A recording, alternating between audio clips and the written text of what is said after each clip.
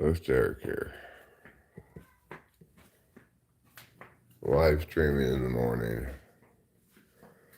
And additionally pointing out that this is not a question. This is a live stream. The title was a title. Neither of which are questions.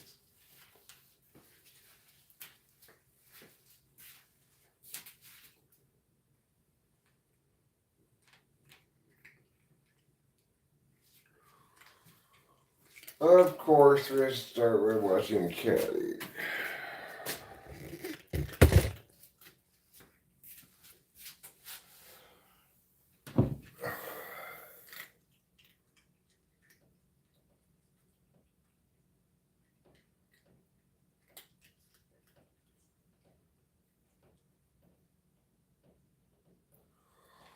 So yeah, you might call me Captain Cat Watch. Hi, Winston's mom. That is a hello, you're right.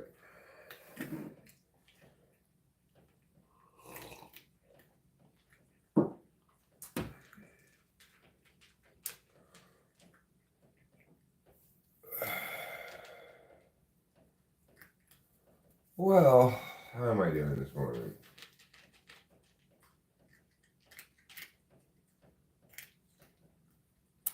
I've been worse, I've been better. You know, I gotta go poo. The live stream really kicked in right away. It didn't make me poo, which is good.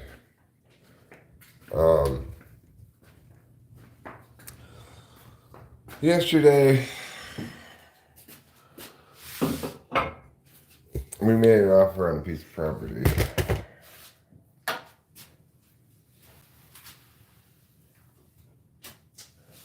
And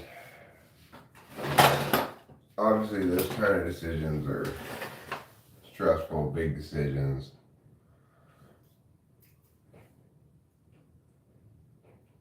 But I really feel like we got, if we get it, that we made a great choice, you know.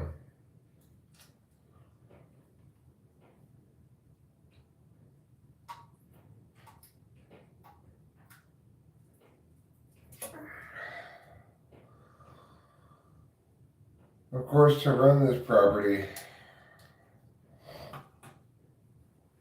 or the profitable enterprise, we're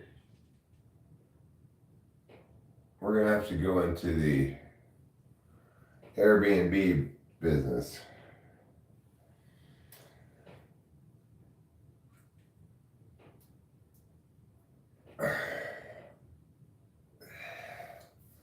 There's two very small one-bedroom houses on this property, both of which are like perfect vacation rental. They're almost like hotel rooms. And so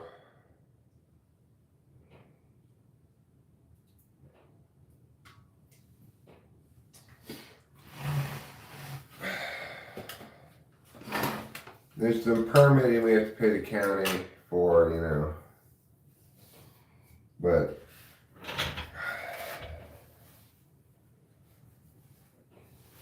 if we get that property,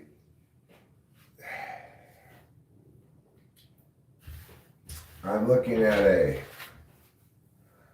rent over cost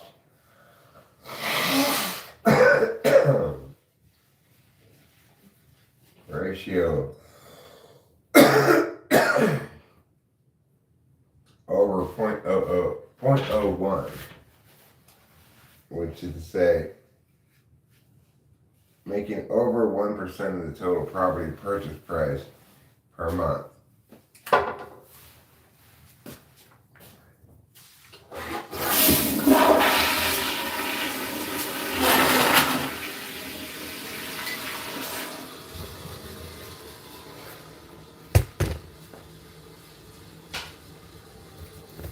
Which is really definitely as good as you can get, basically, on that.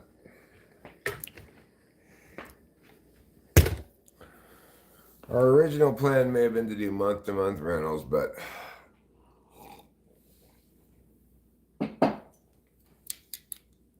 that's not a good way to maximize your income from properties unless they're certain kind of properties, you know.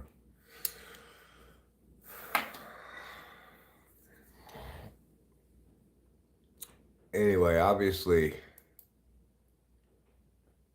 making decisions like that is very stressful.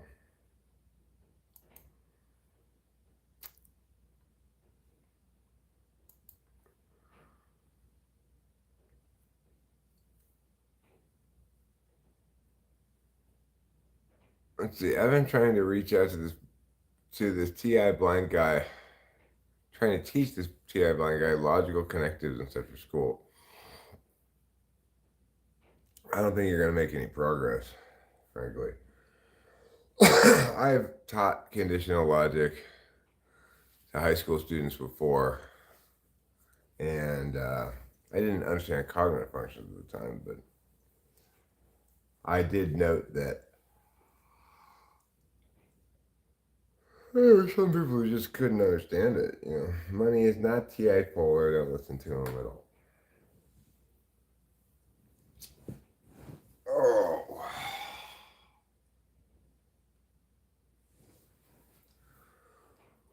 I just find myself saying on a regular basis things like, fuck me running.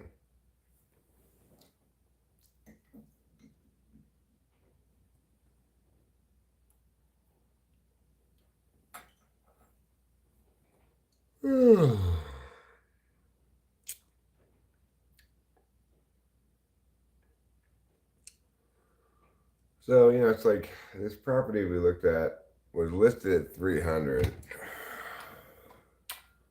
but no way anybody's going to get it at that. Listed at 299.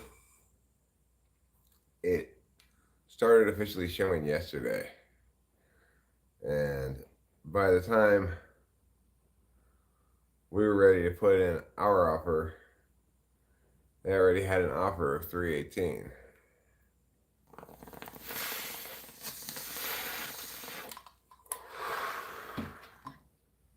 So we put in an offer for 320. And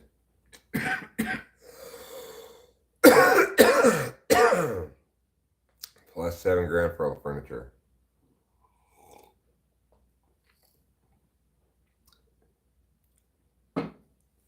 Is the following statement either true or false, money? You either have a dog or a don't. Or you don't. I will let money answer that question.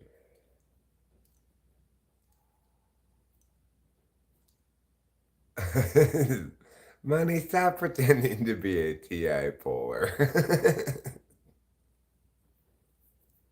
Oh, that's a very excellent imitation of it.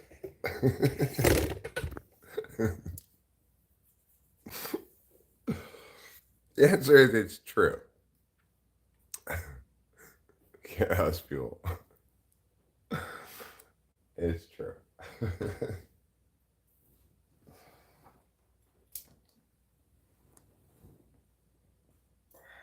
And money, I have to say, I'm very impressed by your ability to imitate TI Polar.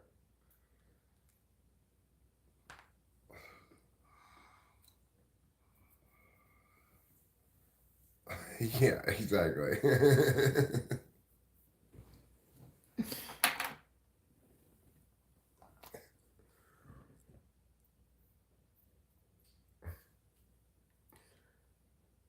A or not A? What do you think? It depends. What do you mean? I'd rather get an A.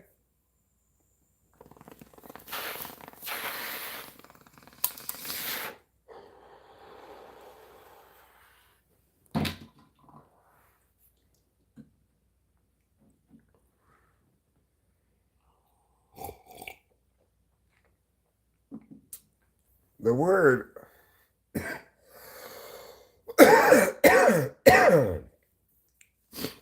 the TI polar people don't seem to get is if.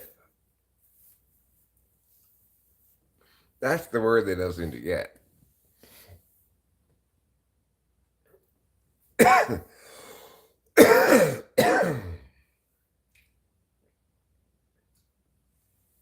It's a whole notion of conditionality, you know? It's like,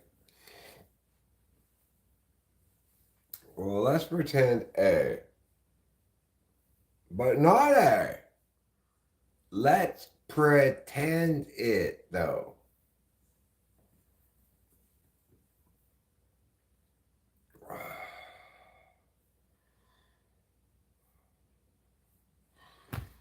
What?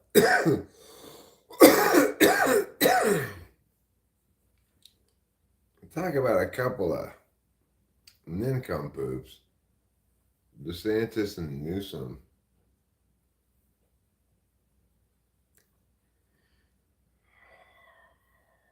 Together, they wouldn't fill a teacup's worth of competency.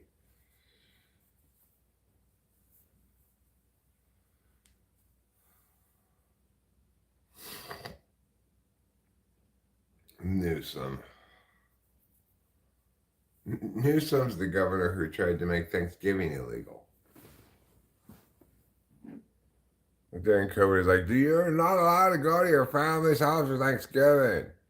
Fuck off.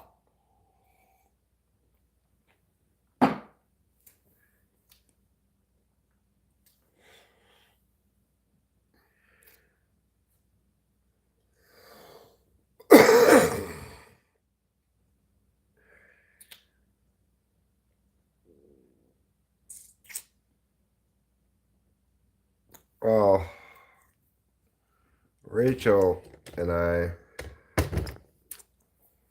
feeling a little bit like busy beavers, I guess. We did due diligence in the sense that this was the fifth or sixth property we looked at. So it's not like we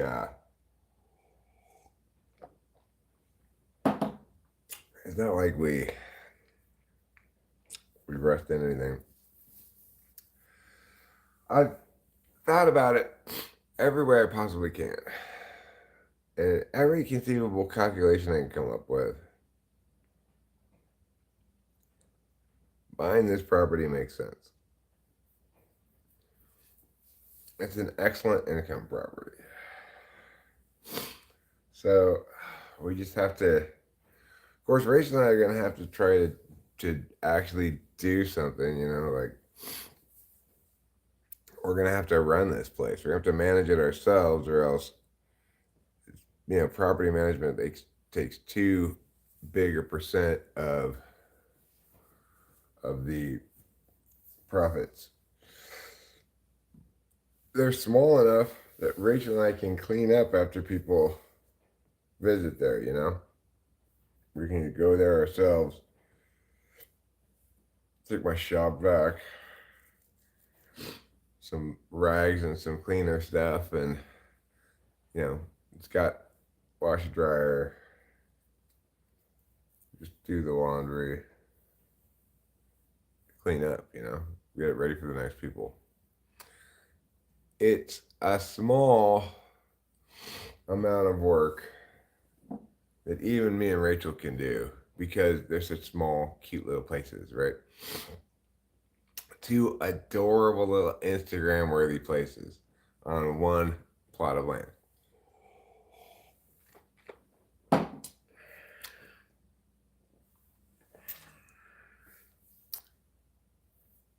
I fully expect. Well, I don't know. You know, it's like I was having a conversation with my realtor yesterday, and he's on the phone with Zoe, the lady selling it. informing me of what's going on. So the offer we made should get the property, but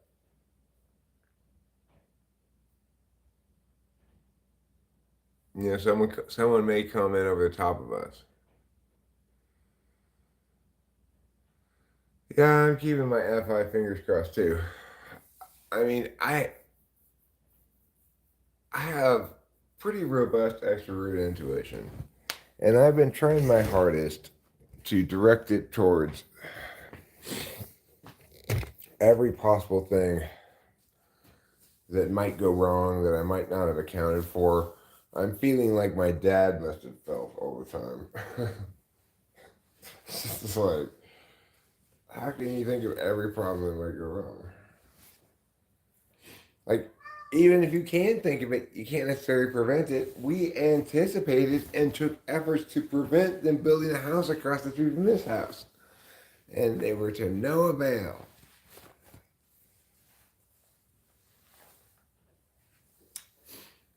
So,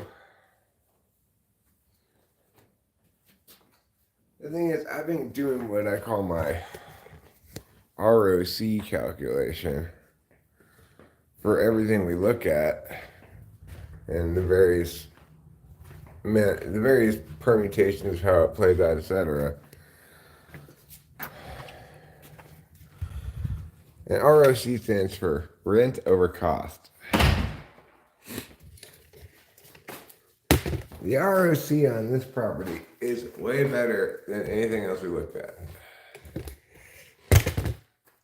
So, and it's way better than our minimum, even in the most conservative estimation. It does require us to get permitted for vacation rentals, whereas if you're doing month-to-month rentals, you don't have to get permit for that.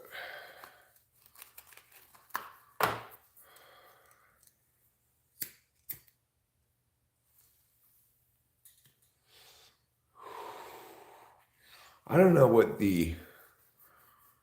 what's good nationally, what the average is nationally. I haven't done any kind of research like that, but I would imagine that no matter where you are in the country, if you can get 1% rent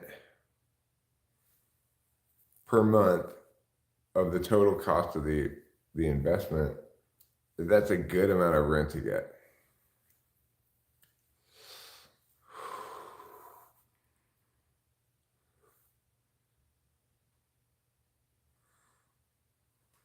Well, yes, there might be a waiting period, and it may take a little while to finish all the paperwork, and it's going to cost a couple $1,000s to get permitted. But from what I understand, it's just a matter of filling out the paperwork and paying the county. Plus, because we live in county, I think it's going to be we're going to get much less resistance, right? Thanks, Winston's Mom. I appreciate the link. I'll check it out.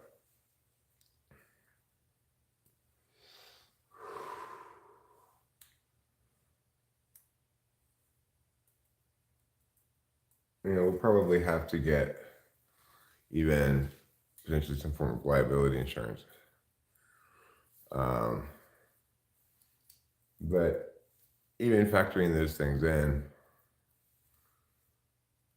and even like I've talked to people about what the expected occupancy rate for vacation rentals is, and it's about 70%.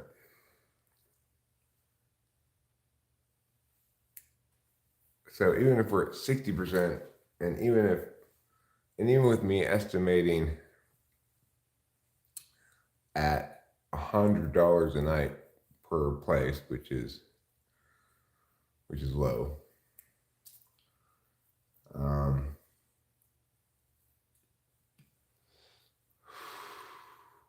We're still looking at ROC of over 0.001,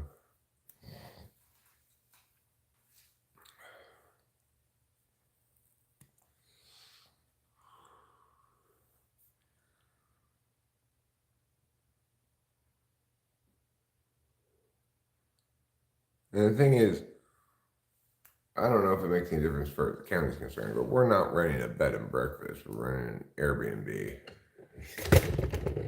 slash Verbo, whatever you want to call it.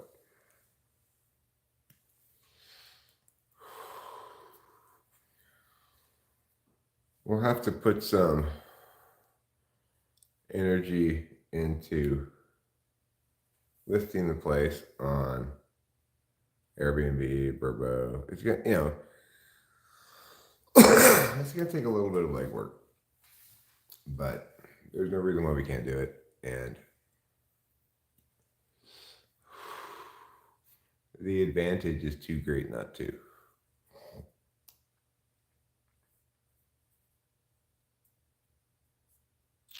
And then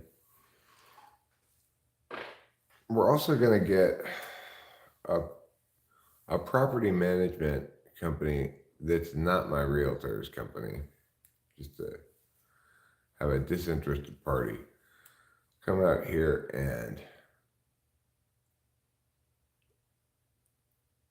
and tell us what we could expect to clear if we had this property as a vacation rental with the property management company running it. Rachel and I cannot manage this property ourselves. It's too big. I suspect that the economics for vacation rentals are the same as they are for monthly rentals, which is you're better off with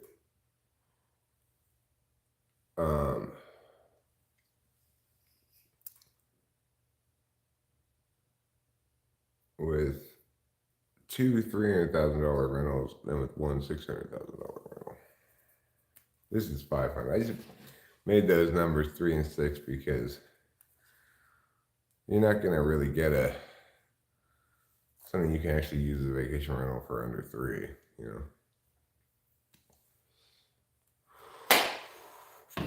The fact that we got this thing, these 2 little houses on 5 acres, there's a stream that runs in front of them.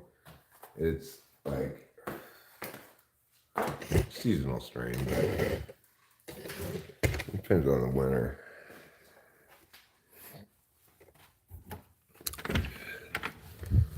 I mean, I can't help but feel like we got an amazing deal. If we get it,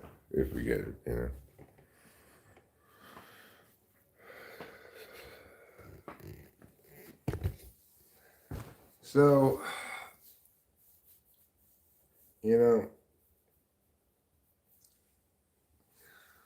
I'm desperately hoping.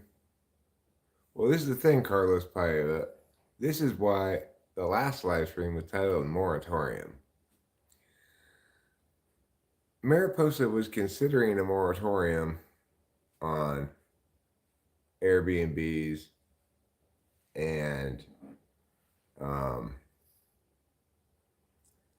etc. But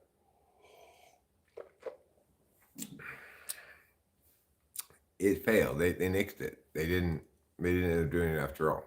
So when we were originally selling this house, we were selling it under the assumption that you cannot do vacation rentals anymore. New vacation rentals are not being allowed. In fact, that moratorium, they decided not to do it. And additionally, the property we're buying is already functioning as such. So that helps.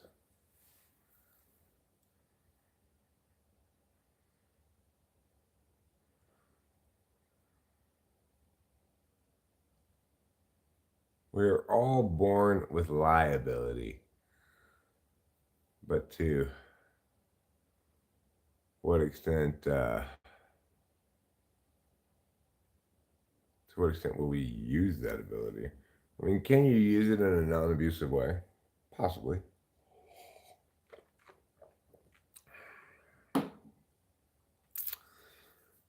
Oh, sure, there's plenty of competition for vacation rentals, but the good news is there, you're talking about a county that simply has a low density of available housing structures in it, right? It's a low density population, which is what makes it a vacation spot. It's right next to Yosemite. This place on Triangle Road is not far at all from the uh, roads up into the national forest and stuff, etc. Most importantly, we'll be coming in at the bottom end of the cost and providing a, well, it's like Rachel INFJ'd the place, and she understands that it's exactly what like a young couple is looking for, or just a couple in general. It's small, it's adorable, it's quaint. You know, it's we're gonna be that's the bottom line. I appreciate everybody's warnings, possible problems that might arise, etc. But I've actually thought about all those things a lot, you know. Well, yeah, it's a good place for vacation. It's Mariposa is the town that's closest to Yosemite National Park, and it's um, within easy driving distance of Mariposa town. And there are off-roading places you can go around here if you're into that sort of thing. It's not in Jerseydale, which is a little far away to have maximal occupancy. It's out on Triangle Road, which is um, substantially closer. I need to be TE better. Thanks, new group. I'm TEing the best I can right now, you know. And like anybody making these kind of decisions,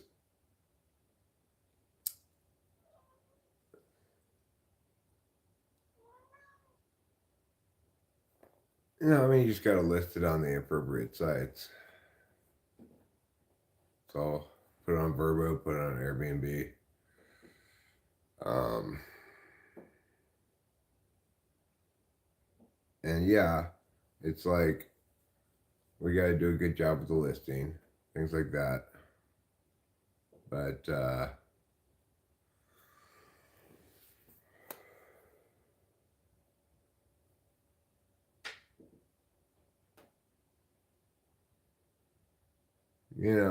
I realize, understand, and I'm trying to behave in accordance with the fact that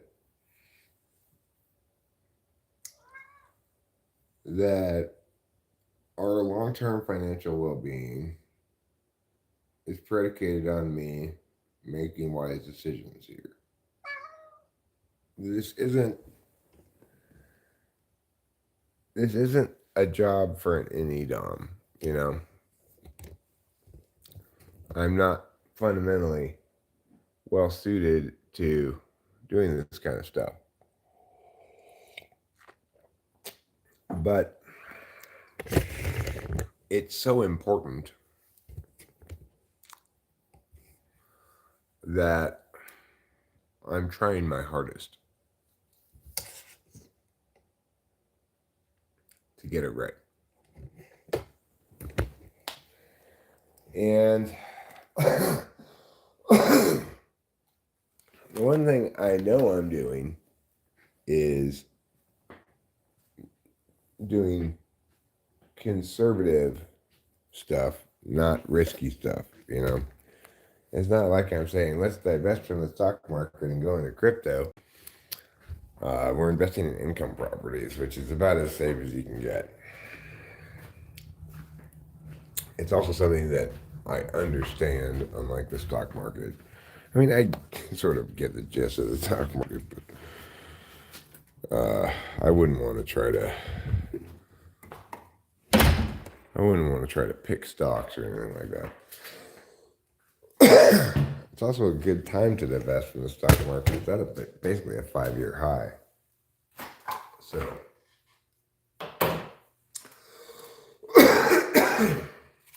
Will it continue going up? Maybe, but even if it does, you'd be hard pressed to say you made a mistake to sell at the 5-year high.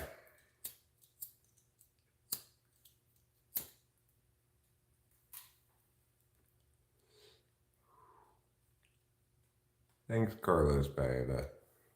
Appreciate it.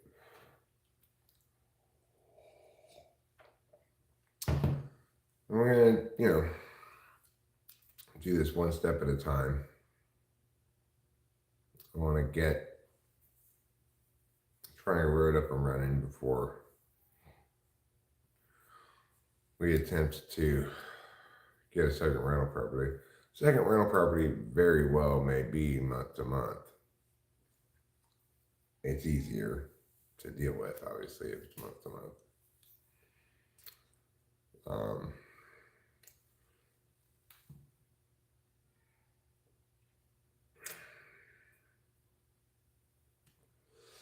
We'll have to see. That's the thing about TE. You gotta do a thing, see how it's working, adjust, etc. You can't really know too far ahead.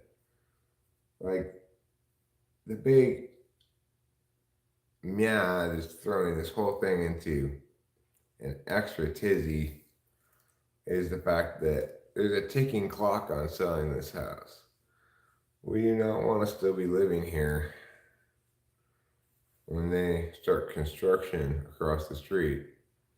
And we recognize that probably the house will go down in value when there's a house right across the street instead of a nice hill. Certainly isn't going to increase the value. And that we'll probably have a hard time selling it during construction. However, if a property management company comes out here and tells us that even after their 25% or whatever, that they estimate we could still clear $4,500 a month out of this place, well, then it's worth it just to vacation rental it.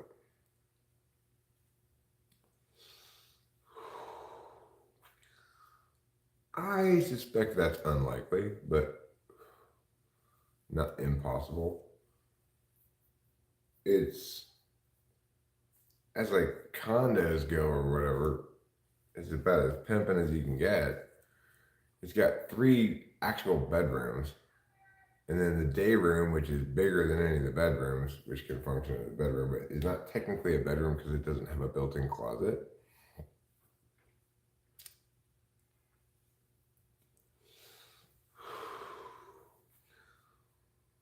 And if we were to vacation rental this place, we could include the little wilderness car in the deal.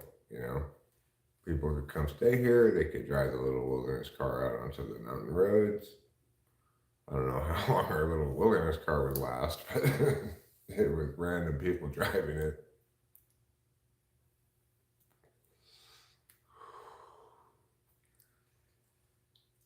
But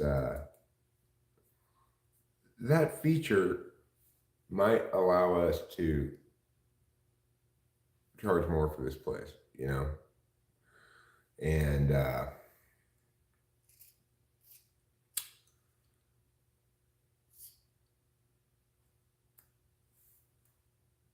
but the basic problem is I think the economics of scale work only one way with rentals. You want more cheaper rentals, not fewer more expensive rentals.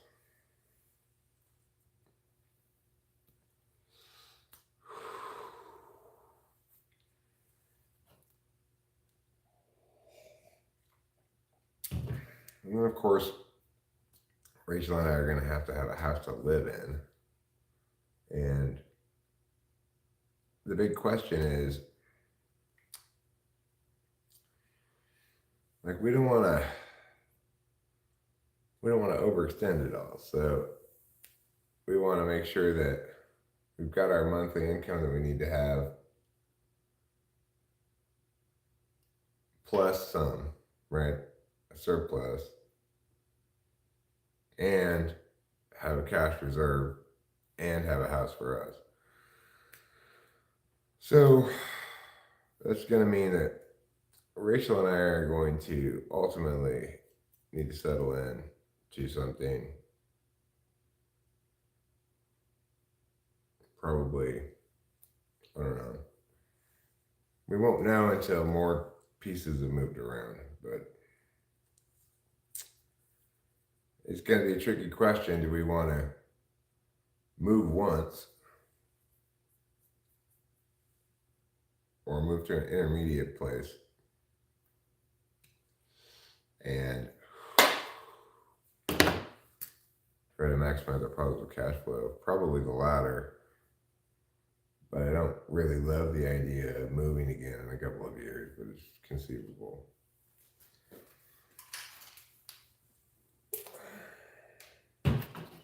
All these practicalities. It in some ways feels good because it kind of reveals to me that I've been a little bored.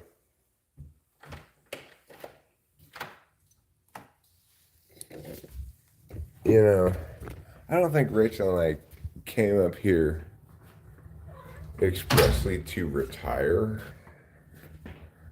you know, um, it's what we've done since we got here. But it's important to do some purposeful stuff, you know? We're not moving near the Sunset Strip. That's for sure.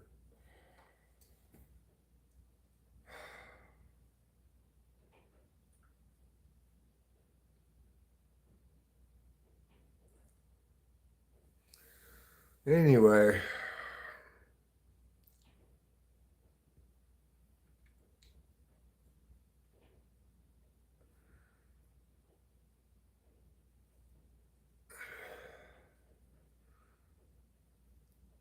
there's some good to the whole thing in that it's like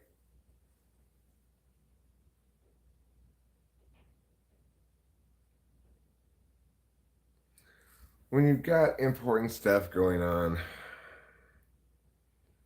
you're less like, why can't I have more drugs? Hi, kitty. What a beautiful friend. What a lovely and precious companion. Oh, yeah. Daddy knows. And Daddy loves. What a beauty poo.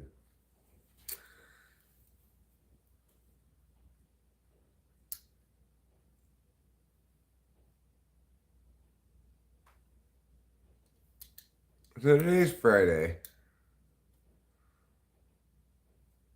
Yeah, things will get weird this upcoming year. I mean, unstable for sure. Not knowing exactly where you're going to live and when you're going to move, while knowing that you're going to move either way, either because you're selling this house or because you're vacation renting it. If it ends up being that we vacation rental this house, well, that makes logistics a lot easier. You know, we can stay here longer while we figure out where we're moving to. Just delay the start of this process a couple months or whatever. What are you meowing about? What are you meowing about? But I ultimately don't think that's what's going to end up happening.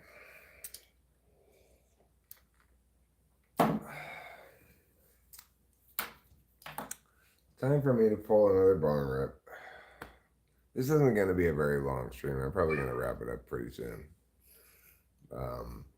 Watch a couple cartoons and probably go back to bed to get some more sleep. Not that I didn't get plenty last night. I was tired.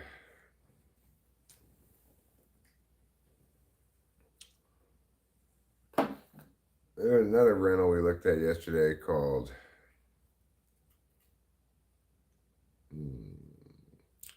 Well, I forget what street it was. I was on a high. It was on the highway.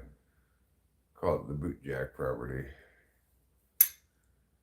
It was a classic month to month rental. It smelled exactly like the month to month rentals my parents had.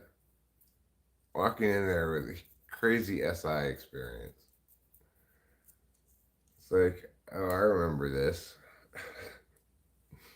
I remember this so clearly. And that was a 3 bedroom, 1 bath. It's on the highway, so you get car noise, obviously. But we wouldn't be living in it, And it's not suitable for a vacation rental. The ROC on it not what I would like it to be, but it probably reaches our minimum. We'd probably get it for 260, and then let me see this.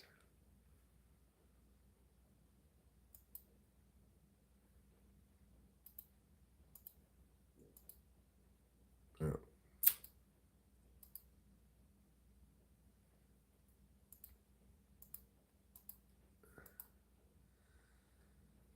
I mean that's a .077, so that's not .08, which is where I want it to be, .008. So. In my opinion, I think it's important to reduce costs and increase profits. Good advice, Money. No wonder you're named Money.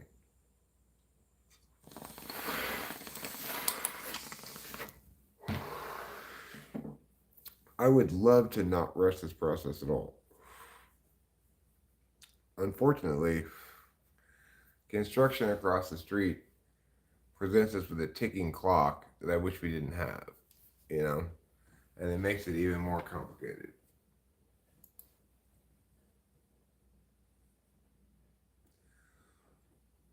No, I mean, we're not going to sell this house for more than we bought it for. Even if we do, we're going to take a hit on taxes and realtor fees. So, I mean, we're definitely going to lose money on this house.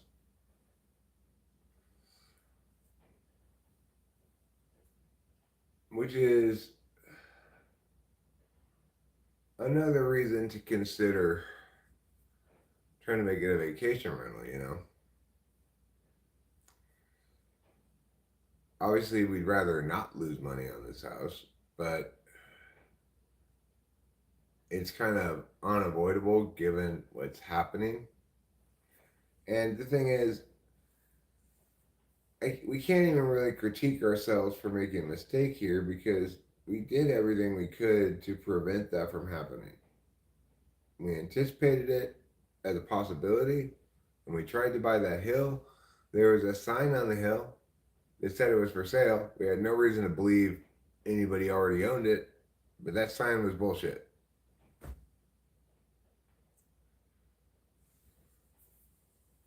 Well, here's the deal, Winston's mom.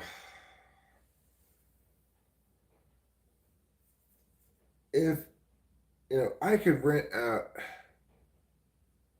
a place I get for 250 for 2 grand a month, but I would not get 4 grand a month for this place as a month to month rental. So in that regard, setting up, yeah, I agree, Will. That's the ticking clock. Is if we're going to sell it, we need to sell it before the buyer is aware that that's going to be happening.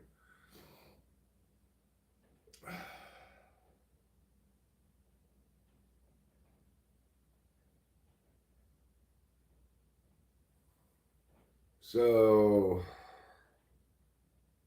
that's just unfortunately the economics of rentals. You don't want to rent a $500,000 house.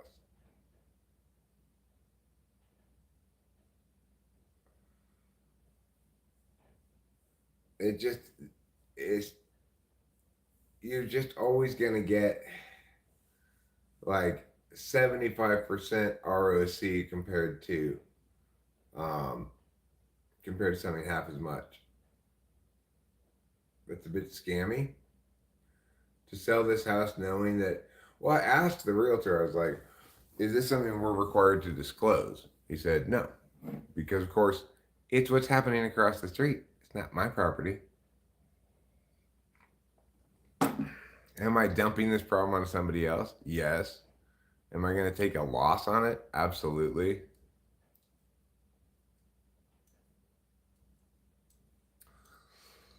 Well, we're just going to have to wait and see what pops up on the market as a place for us to live in.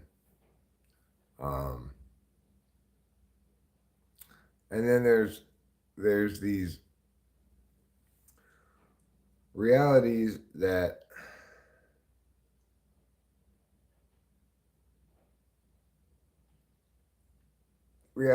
the way I would like to do this and the way that might be best to do this are different ways. Um,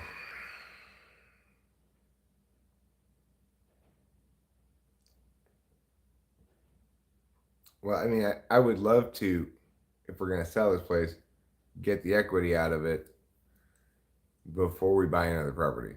But that's probably not going to be possible because Rachel and I are going to need a place to live in.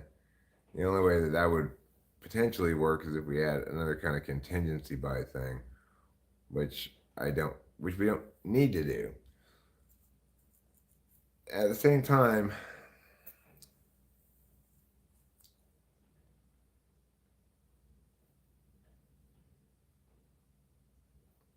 I'd just rather do things one step at a time. Like,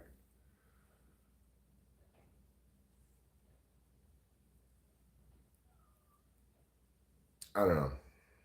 It's a TE mess. I just keep going round and round and round in my head about it. It drives me insane.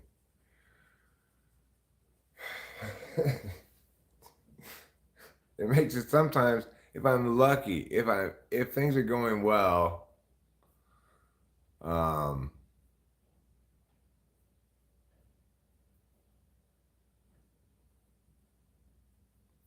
I mean, Winston's mom, there really are not any options that are gonna let us come out ahead on this house.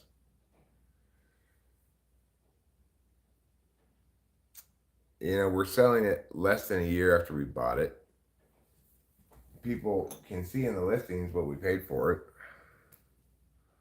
We haven't made any improvements to it. There's no reason to think that it's gone up in value in particular. Yes, the market's a little warmer now than when we bought it here, but not sufficiently so for us to take a profit on the capital gains.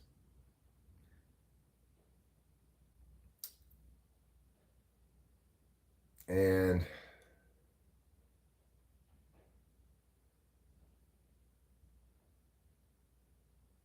yeah, I don't know.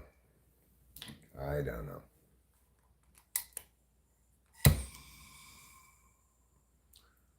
Well, actually, they won't. That doesn't actually happen. Nobody who buys a house sees us at all. They probably don't even see our realtor. They have their own realtor, and their own realtor may ask that question of our realtor, and our realtor can honestly tell them that they're going into rental properties and they don't need this much house, and they're redirecting they're redirecting some of the equity in this house to income properties.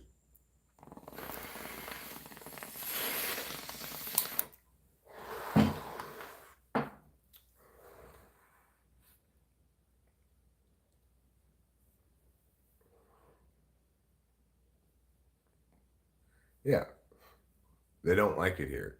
They bought the house, but they're bored. I mean, there's infinite possible reasons they're selling. We didn't ask why this lady's selling that property. Maybe she's just sick of running the business.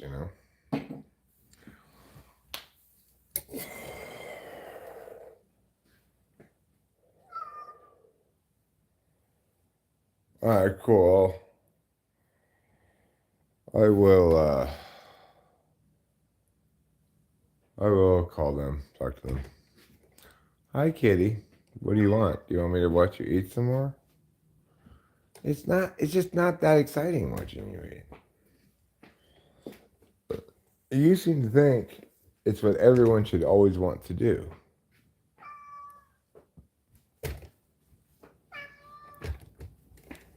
I mean, the thing is, Carlos Paiva, anything can be suspicious. When we bought the house, I said to David, if after we move here, we decide we don't like it, do you think, minus realtor fees and stuff, we could get out of it what we put into it? He said, yeah, I'd probably list it a little higher than that, even, you know? I think if we were patient, we we could list it at 525, you know.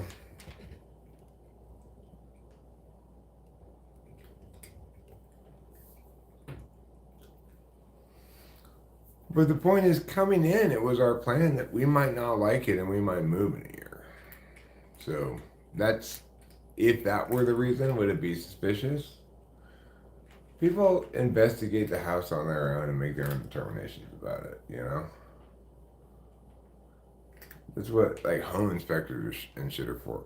Anyone wants to home inspect this place, it's in tip top shape. Everything about it's perfect. It's a great house. If, if, uh,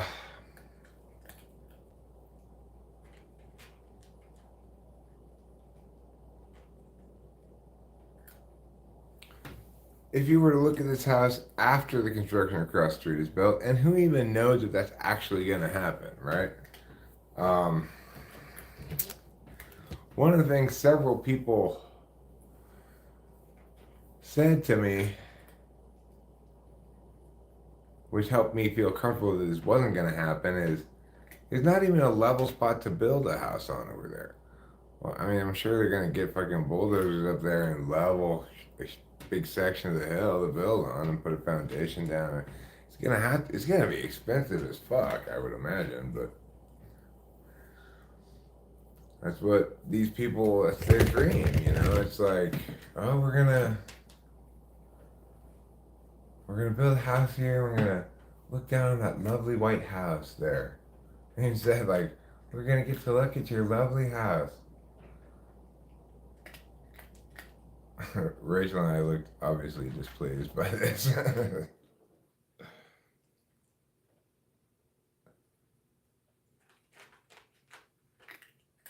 We never meet buyers or anything like that. There's no, there's no,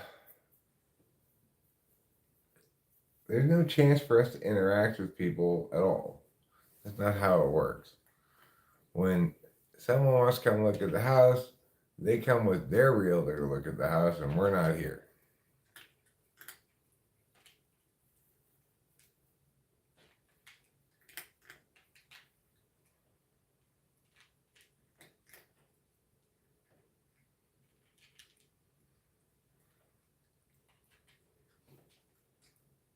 Trouble, you seem to think life should be Trouble's eating party.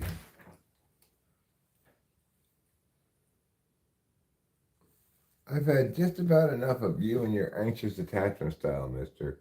Yeah, it did rain a little bit last night, but not very much. In or out, Capillo? In or out?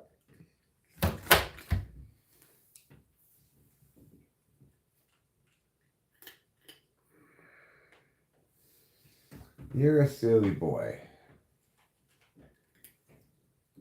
who needs constant reassurance. Talk about anxious attachment style.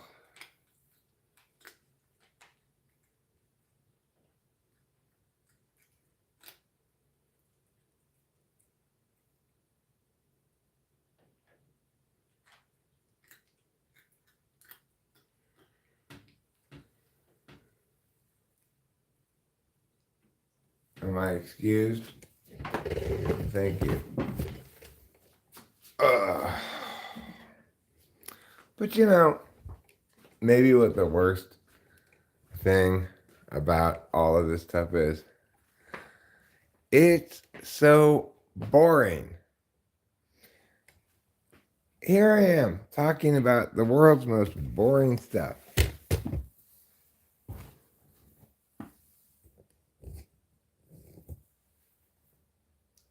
Like just a regular boring person.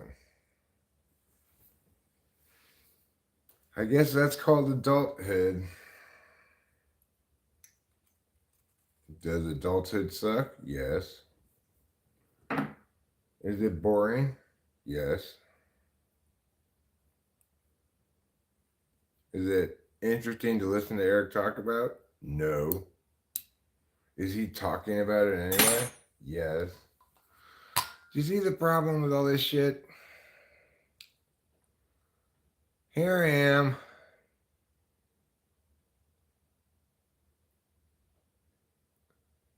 Talking with Winston's mom about building permits. They haven't even talked to any contractors yet. They haven't gotten any bids from contractors. So, there's no way they filed any building permits.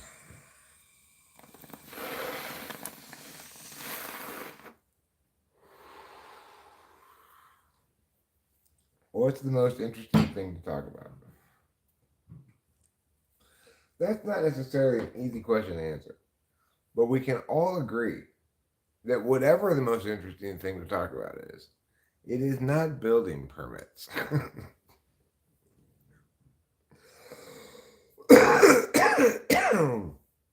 It is not vacation rental permits. It's not permits of any sort.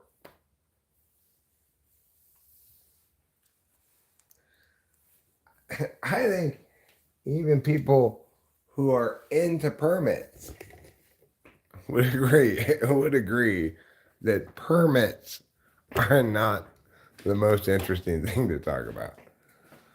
But you know, what are you going to do? It's like sometimes the world forces you to think about permits. And if you're Eric, you have a long-standing habit of talking about whatever you're thinking about. In this case, permitting processes.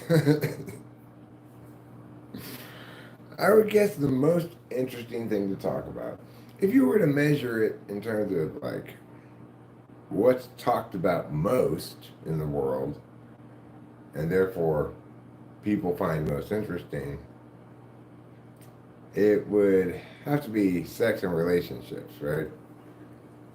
People seem to have an endless appetite for talk about sex and relationships, love songs, you know, in all of its various manifestations in media of all sorts. Plenty of movies, even if they aren't fundamentally a love story, will include a love story. Just kind of like for no reason except, well, you gotta have a love story. So I would say that if you're gonna survey the landscape of shit people talk about to determine what's the most interesting thing, then that would probably be the answer. If you ask me, what do I find most interesting to talk about? Well,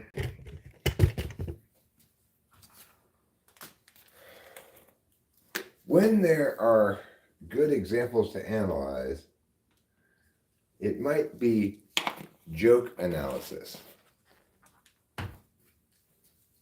Why this joke works, why it fails, you know, joke construction. I do enjoy talking about that a great deal.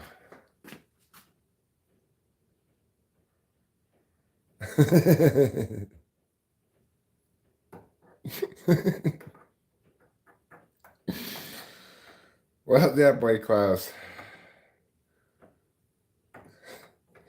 your condescending and unsolicited advice is always welcome.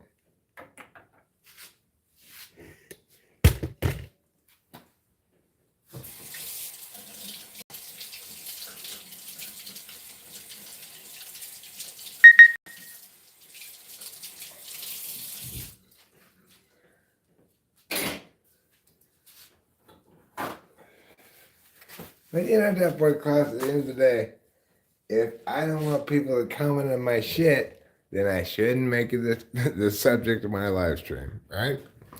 If I don't want people's 2 cents about what I'm doing, then I shouldn't talk about it.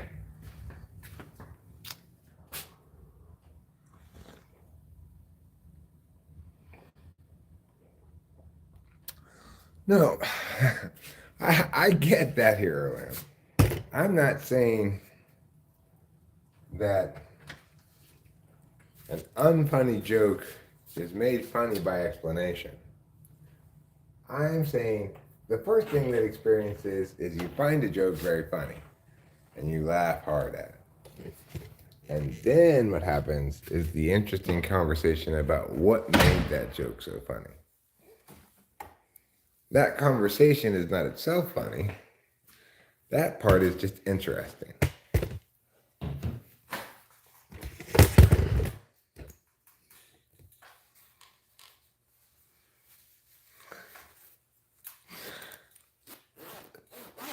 Yeah, I kind of like the idea, though, here, Lamb, of the following.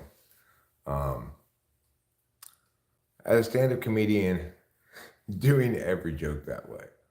So before I tell you the following joke, let me explain to you why it's going to be funny.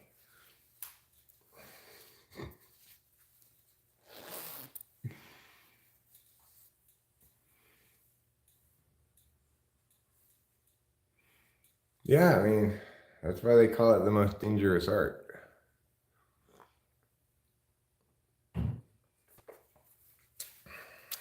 It's the one thing I'm scared to try.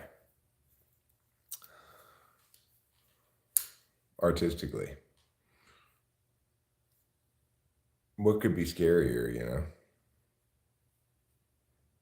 But I like to talk about it conceptually in hypotheticals, you know?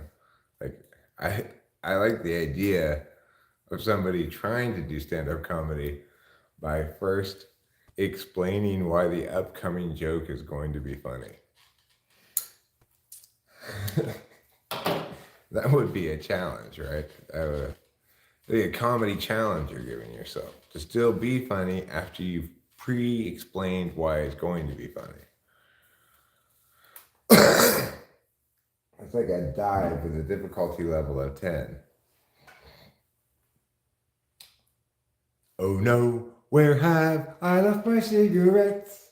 If life were a musical, right? And then everybody's snapping in the background. I know I left them somewhere. I wonder where they are.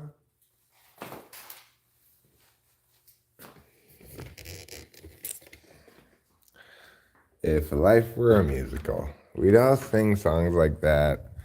We'd have people behind us snapping and dancing.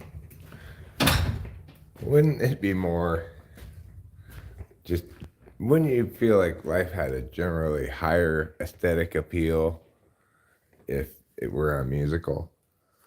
Good morning, my beautiful, precious, wonderful angel darling.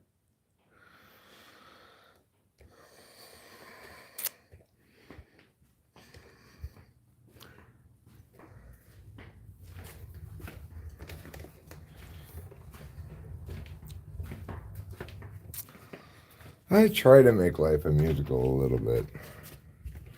A good percentage of the time when I go pee, I try to have some kind of urine-themed song.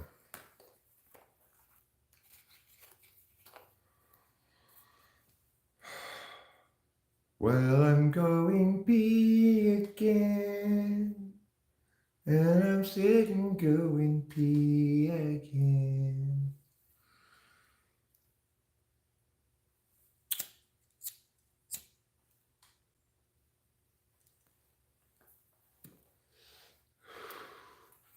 I feel a kind of spiritual worn outness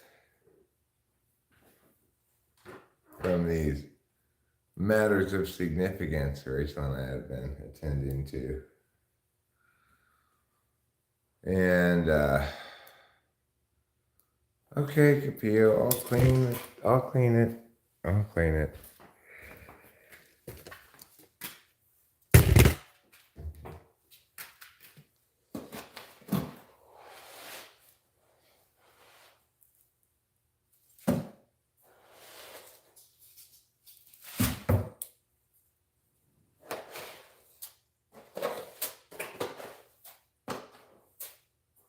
There. There you go. All the toilet that's fit to print.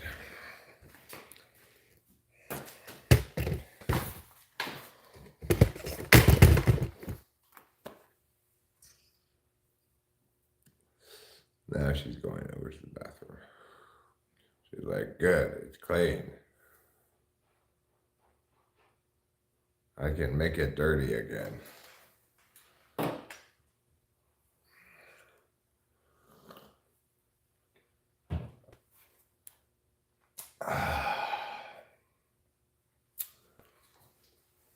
So yeah, I feel spiritually worn out. You know, I'm operating intentionally in my countervalued 6, which, and I'm understanding to be countervalued in part because in my instance, it's forcing me to use my action function under a interface frame rather than the other way around, right? All the ideas I come up with have to be in service of these clear criteria of goals, finances, etc. And so it's mostly a bunch of negative inning, everything that could possibly go wrong.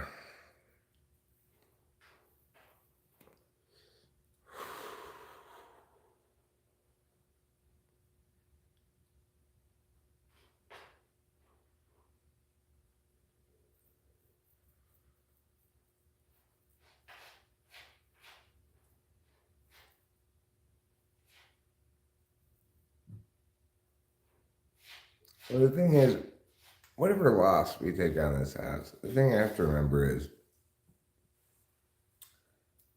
we made a good bet on this house. It was the right decision. Something unforeseeable came into play that's a deal breaker for us.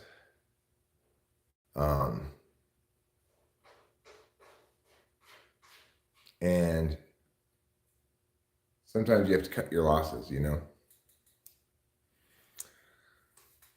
That's part of the difficulty as making these kind of decisions too, is recognizing, well, we're going to take this big of a loss on this. What is that going to equate to in terms of, well, sometimes even the best decisions, you can't predict everything, and they just don't play out. You got to cut your losses, you know?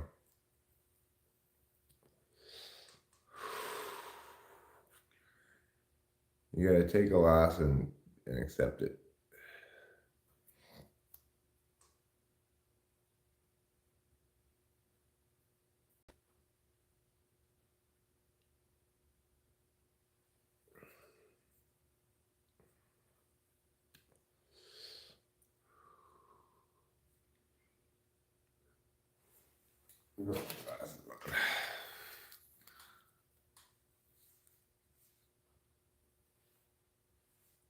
I can make a financial model on Excel. Well, I'm kind of old school. I write things down on this little notepad I have.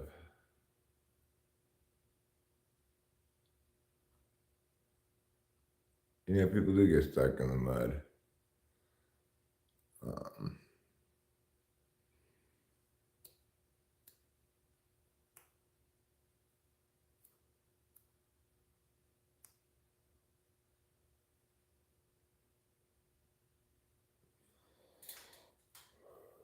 you know, and ultimately, I can only reasonably expect myself to deal with shit one step at a time, deal with what's in front of me, and TE on kind of a limited scale.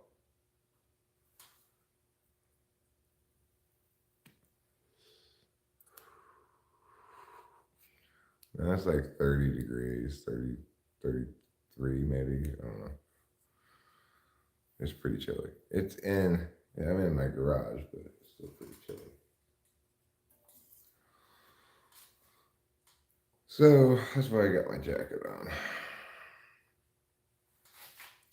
And, you know, I'm feeling a little bit fussy because I'm having to do a lot of TE stuff.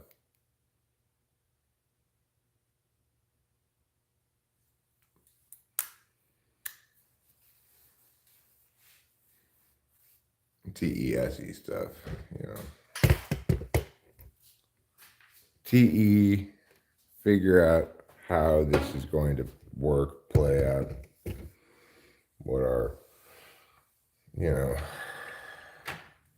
crunching all the numbers and shit. And then SE, when the numbers all crunch right and everything seems like it's where you want it to be and how you got a clear understanding how it's going to work, then pulling the trigger on it. That stuff is like taking a baton to my soul.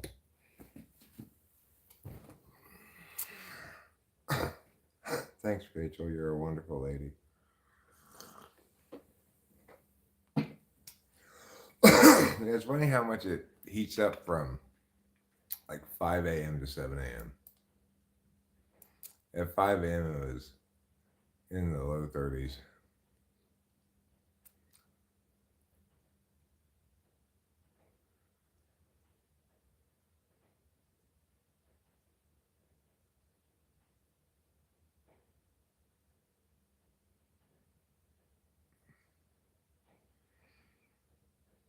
So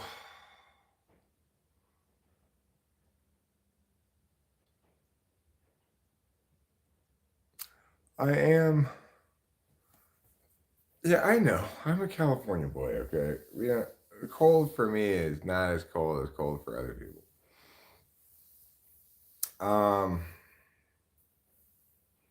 One thing I'm kind of looking forward to if we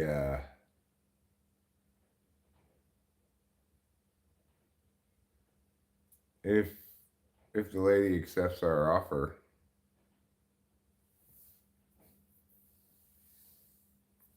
and we're in escrow is hopefully taking our guests to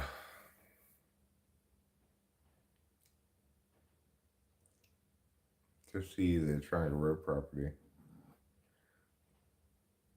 And also just like in general posting footage of it on the channel so everyone can see it, you know. It didn't really occur to me to take pictures of it yesterday. Probably should have. But I have a feeling that it's still 50-50 whether we get this place.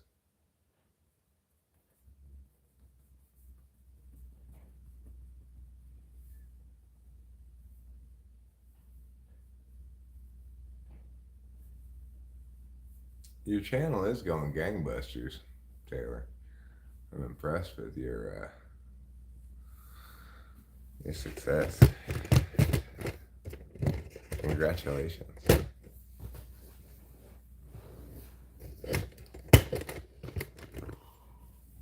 Did you quit smoking cigarettes?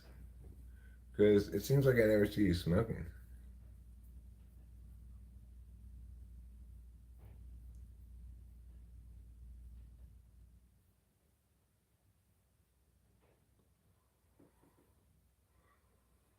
So,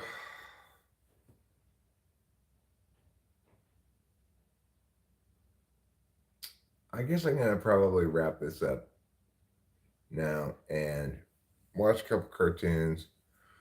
I might take a gabapentin with the plan to go back to bed.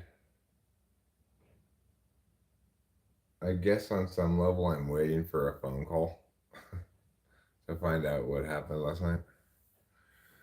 Once once the decision was made, I handed off to David and Delilah, you know.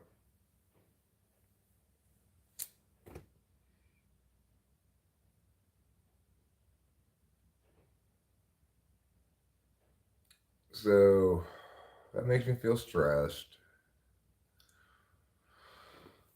And also,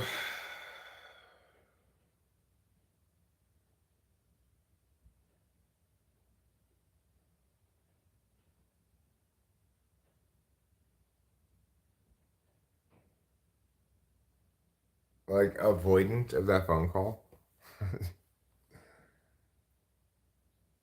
You know, it's like, it's gonna be a, it's either gonna be a feeling of, well, we got it. Now we got to make this work, which is gonna be kind of a mixed bag, or it'll be like, oh, we didn't get it.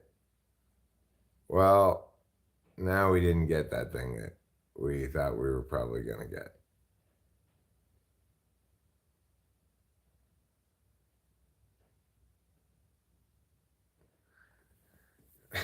Either way. Yeah, I just try to give myself permission to stop worrying about it, stop stressing about it. That's what, in other words, Mrs. Mom, what you're saying is take two gabapentins, Eric. Take two gabapentins, watch a cartoon, and then go back to bed. Have I ever been addicted to benzos? To the best of my knowledge, no. Um, I do occasionally, a little more than occasionally, take half a Klonopin. But I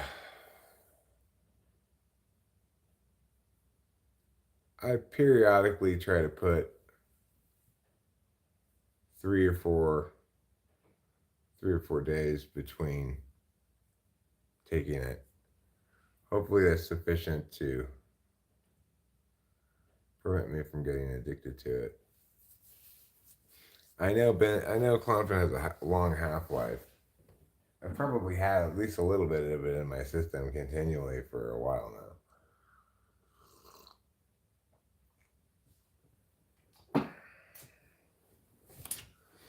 But to the best of my knowledge, I do not believe I'm addicted to benzos.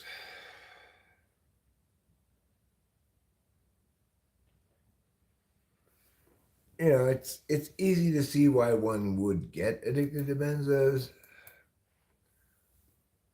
Last night I took half a Klonopin. After we finished dealing with making a decision, talking to, because like we saw the place, then we talked about it for several hours. Talked to Delilah, made the decision, and then pulled the trigger on what offer we were going to make. And I handed it off to David and Delilah. At that point, I just wanted, to the best of my ability, to stop thinking about it any further.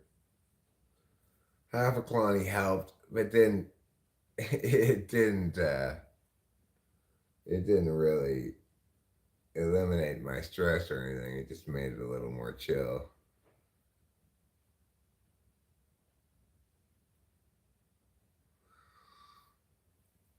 Well, Zuri Buchanan, Klonopin is not very euphoric at all.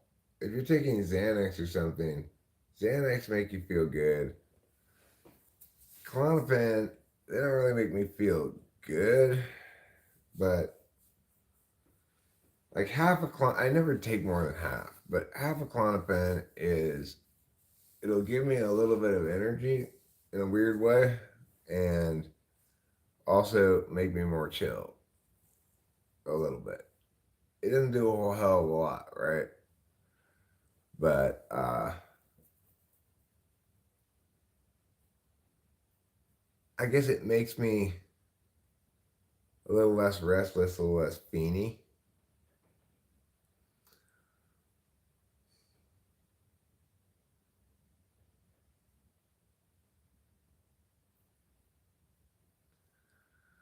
Yeah, I can be kind of anxious too, Zuri, but probably not as anxious as you appear to be, you know.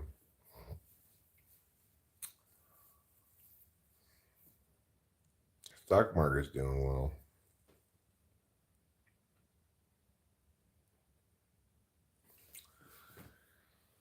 It's like, God damn it. You gotta be fucking kidding me. But, you know, I see these things on the bottom that I always used to just never pay any attention to. Like the Dow crossed 36,000, 36.99. You know, I remember it was a long time ago. There was this book that was called, I think it's called Dow 35,000 or Dow 30,000 or something like that. And it made the outrageous claim that someday the Dow would reach 35,000. I said 36 now.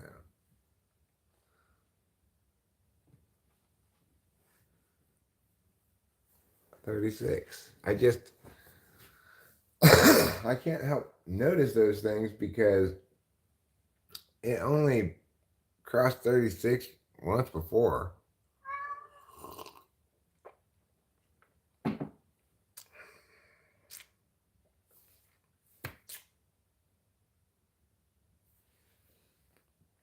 And of course, I find myself also looking at Cardano because, well, I don't know if we're going to invest anything in it.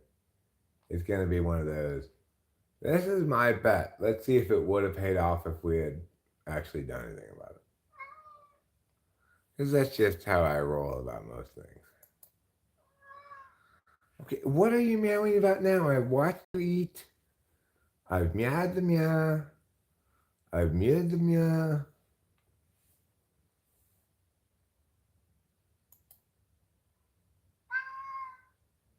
Cardano is holding steady at 38 cents.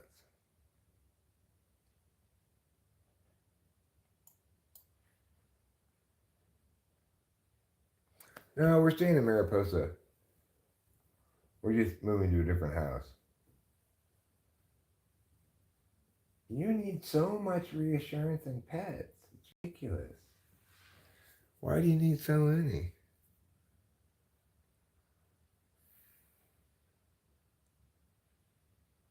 Yeah, I'll try to give myself permission. It's not like I don't have permission.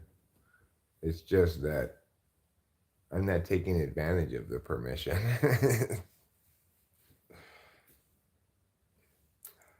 um,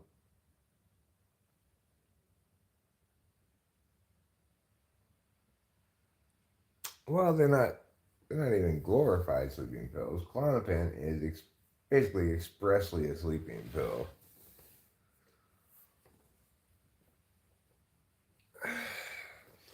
Anyhow, I want everybody, if they can right now, to go to Denny's and order Moons Over Miami for me. I mean, Miami. Order Moons Over Miami and eat it saying This is for you, Eric. This is for you. Transubstantiate your moons over my hammy to me.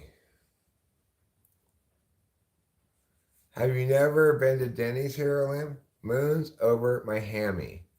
It's eggs on, it's basically open-faced egg McMuffin, I think.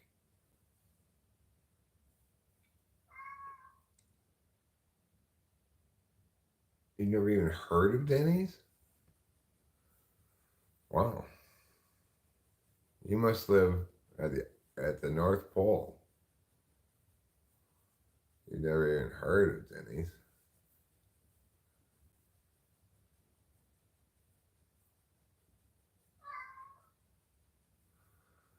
So, anyway, I'm going to wrap it up. I'm going to watch cartoons. I'm going to go back to bed. And then when I get up, Rachel and I are going to